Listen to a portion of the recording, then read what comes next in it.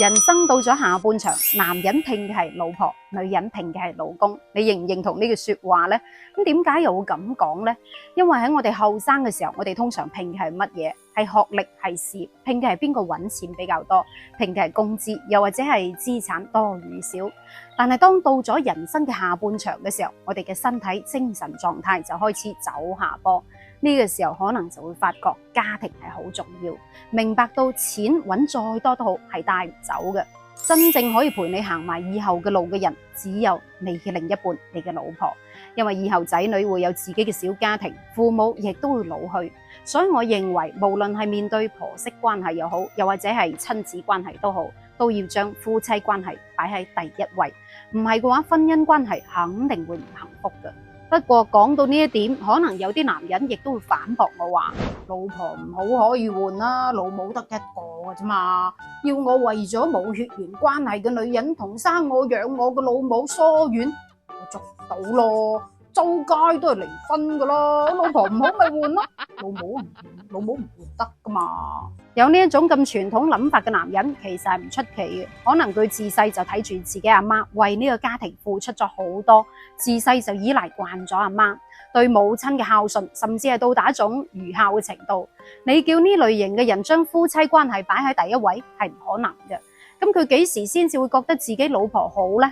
好可能喺佢見到人哋夫妻恩愛和睦嘅時候，對比翻自己夫妻冷冷冰冰嘅時候，又或者喺病咗嘅時候，需要到自己老婆照顧嘅時候，先至會明白老婆嘅重要性。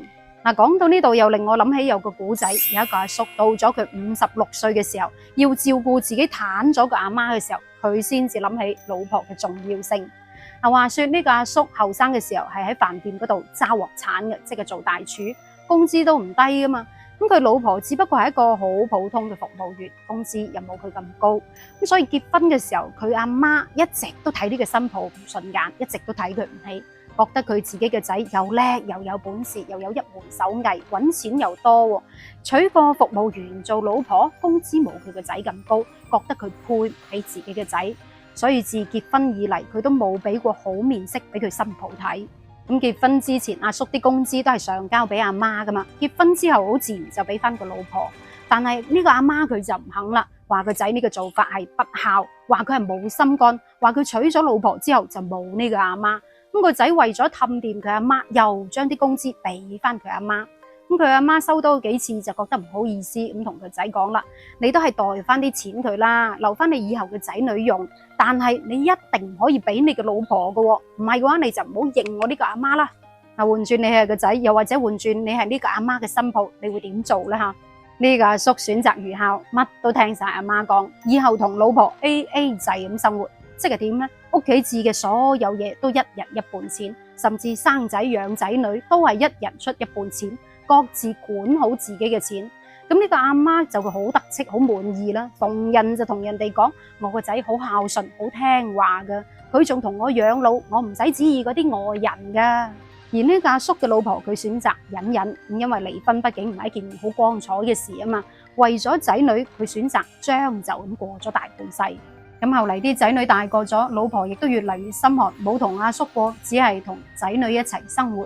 咁阿叔就開始後悔咯，因為佢身體機能越嚟越差，差到連鑊鏟都揸唔起，最後連工都辭埋。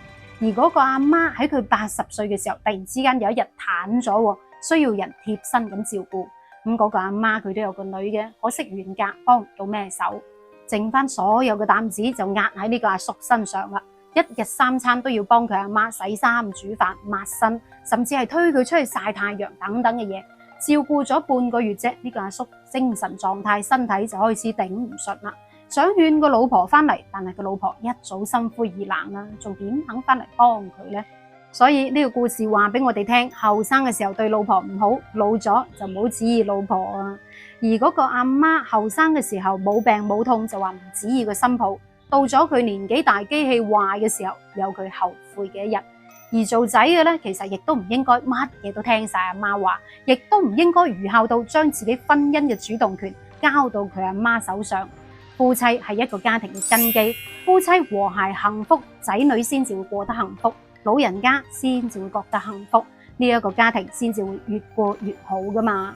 所以話男人到咗人生嘅下半場，你就要明白拼嘅係自己嘅妻子，想老咗之後有個伴幫你分擔困難。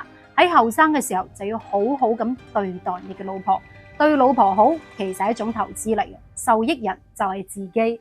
我記得喺《詩經》裏面有一句話係咁講嘅：女曰雞鳴，士曰煤旦。老婆講句雞啼啦，老公回句天光啦。係好簡單、好平凡、好和睦嘅夫妻生活，但係日常生活中就係咁簡單、咁平凡、咁自然噶啦。所以奉勸各位男士們，如果將太多嘅時間精力擺喺自己嘅父母，又或者係自己兄弟姐妹身上，老婆俾忽略咗，就會冇幸福感噶啦。而女士們將所有嘅精力時間都擺喺自己嘅仔女身上，老公俾忽略咗，婚姻嘅幸福感亦都會降低，好容易會因為啲雞毛蒜皮嘅嘢而嘈交噶。我認為就要按次序處理啦，夫妻關係擺第一位，親子關係擺喺第二位，而老一輩嘅人就唔好過多插手自己仔新抱嘅家庭事啦，因為你嘅新抱、你嘅老婆先至係決定一個家庭幸唔幸福嘅重要角色。想要擁有一段好嘅婚姻，一個好嘅妻子，就要做一個好嘅老公，給予足夠嘅關懷，給予足夠嘅理解同埋愛，咁樣你人生嘅下半場先至會更加幸福噶嘛？你話啱唔啱呢？好啦，今期傾住咁多，到最後想問下大家，你認為人生嘅下半場拼嘅係乜嘢呢？係老婆、係仔女，定係父母，抑或係金錢或者係物質上嘅嘢呢？留言分享下，我哋下期再見，拜拜。